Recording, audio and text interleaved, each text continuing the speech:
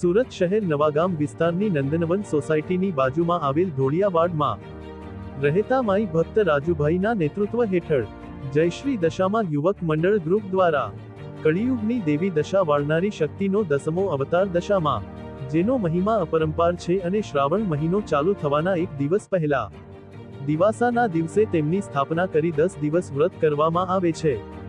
એવી માન્યતા છે કે 10 દિવસ જે બહેનો શ્રદ્ધાપૂર્વક આ વ્રત કરે છે એની ખરાબ દશામાં દશા સુધારીને સારા દિવસો લાવે દે છે। તમામ ભક્તો દ્વારા માં દશાની શોભા યાત્રા કાઢવામાં આવી હતી, જેમાં મોટી સંખ્યામાં માઈ ભક્તો જોડાયા હતા અને ધન્યતા અનુભવી હતી। Bureau report, Surat.